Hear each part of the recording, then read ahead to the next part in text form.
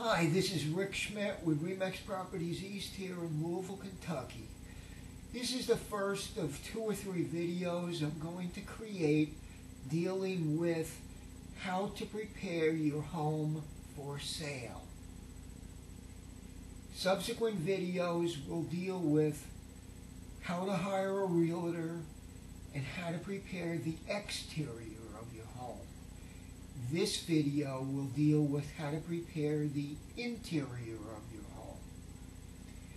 The first thing you need to recognize is today's buyer is as busy as you are.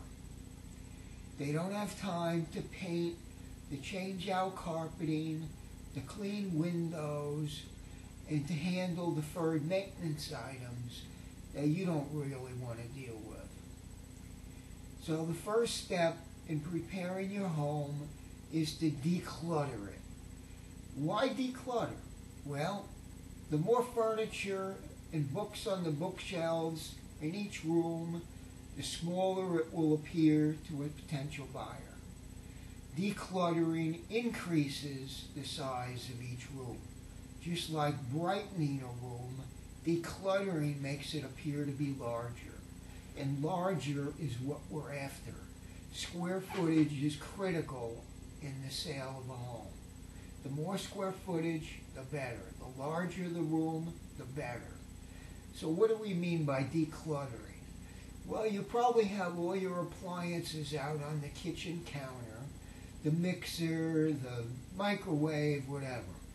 Move some of that underneath, store it away. Similarly, furniture.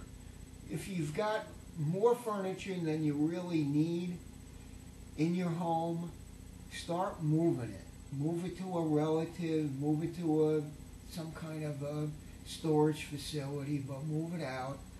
When buyers come to visit a home, they want to be able to move around freely in each room and see it. And if it's filled with furniture, it's not going to work. It's not going to work. It's going to make it look small. They're not going to be interested. Similarly, your shelving. You need to make sure your shelves aren't filled up with knickknacks and books and everything else. Start packing. You're going to be moving anyway. You might as well start packing. So decluttering is very important. You might also look in your closets. If your closets are jam full with clothing, a potential buyer is going to probably think there's not enough storage in this house. There's not enough closet space. So as I said, you're going to be moving anyway. Start packing up your winter gear if it's the summertime, and start packing your summer gear if it's wintertime, and get it moved out of the house. The second thing you need to do is clean. Now when I say clean, I mean really clean. The bathrooms have got to sparkle. The kitchen has got to be spotless. The carpeting has got to be thoroughly vacuumed. If there's any stains or damage to a carpet, get it professionally cleaned, or maybe even consider replacing it. Carpeting is not that expensive, but it's going to show a lot better if it's clean.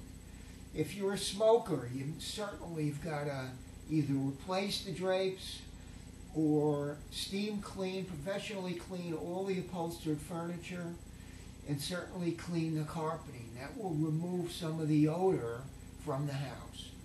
Nobody likes stinky houses, whether it's dog smells or whether it's cigarette smells, especially now that a lot of people no longer smoke. You need to get that smell out as much as you can. Otherwise, you're reducing the potential pool of buyers to those that are smokers. And you don't want to reduce the pool of buyers. You want to do that as little as possible. And then once you get everything clean, smoke outside. Remove all the ashtrays and so on. You get the idea. Just clean it up and keep it clean. You kind of have to think that your boss's boss is coming to stay for a few days. So the appliances have got to be clean. Your refrigerator's got to be clean. The microwave, the stove, Hopefully it's got an automatic cleaner and get that thing going and get it cleaned out. The place has got to be spotless. If it's not spotless, it's going to take longer to sell. Paint colors. If the paint on your walls is anything darker than a light yellow, you really need to brighten it up. You need to really think about changing the paint color to something more neutral. Otherwise, you're rolling the dice that whoever looks at the home likes your particular darker colors. And also, as I said before, dark is depressing.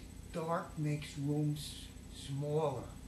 So by changing the paint colors to something brighter and more neutral, it's going to really open up the room and make it a lot more appealing. Also, if you have moldings, make sure you don't paint those the same color as the walls. Otherwise, they're basically going to disappear and they're not going to stand out like you want them to. So painting is very important. Remove wallpaper. Nobody likes wallpaper. I can't think of anybody who really likes wallpaper. And part of the reason is nobody likes to take it down. I've taken down many a wall of wallpaper, and it's not fun, it's messy, it's a total drag. So certainly if you don't want to take it down, can you imagine a future buyer? They're basically looking for reasons why your home doesn't work for them. So don't give them an excuse of, there's too much wallpaper I don't want to deal with, or the colors of the walls are just too dark.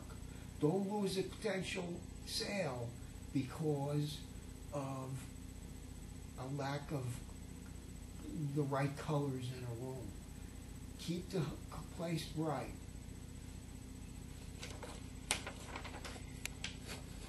Depersonalize your home. This is critical. When people come into your home, I see it all the time, they have questions. Why is this person moving? Who is this person?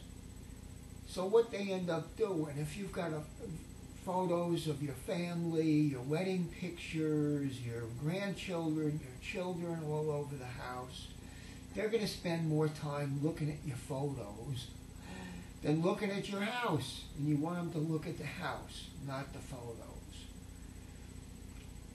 You need to open the blinds up. Turn all the lights on before a showing. Brightness makes the rooms cheery and larger. Darkness makes things smaller. So open up the blinds or pull back the drapes and show off your beautiful home. If it's a vacant home, what you're going to need to do is probably keep those blinds closed because you don't want to advertise the fact that the property is vacant. So what you're going to have to do is ask your realtor to get there before a showing, turn the lights on, and open up the blinds. That's just something you're going to have to ask your realtor to do, and hopefully they'll agree to do it. Basements. People will go in the basement even if it's unfinished. So you got to make it tidy. You got to make it as clean as possible. The reason why they go in the basement is probably to look at the furnace, to see if the age of the furnace, if it's low efficiency, high efficiency. They might even pull out the furnace filter to see if it's been cleaned or replaced in the last 20 years. So you need to do that. And also clean the vents in the house. Clean the air returns in the rooms that have them. So you need to make the basement as tidy as possible, even if it has a dirt floor. A messy basement, just like a messy house, suggests there may be deferred maintenance items which may not be visible. So that's a big turnoff. Final thoughts before a showing. As I've said, you got to turn the lights on. Lights, and open up the blinds, open up the drapes, let the light in. Set the table. Remember, your boss's boss is coming for a few days. Let's make it appealing. Set the dining room table, put the glasses out, make it pretty. Make the beds. Make sure the beds are all made before you leave the house. You got to make it, as I said, as appealing as possible. You want your home to stand out and be remembered. The last thing you need to do is leave some cookies and maybe some M&Ms or other candies on the kitchen counter. Why do you want to do that? Because you want the realtor to want to come back, show the house again. And we all like to munch on stuff, so why not leave some cookies or crackers or candy out? I hope you found this video to be educational, and I look forward to helping you soon. Thank you very much, and have a great day. Bye-bye now.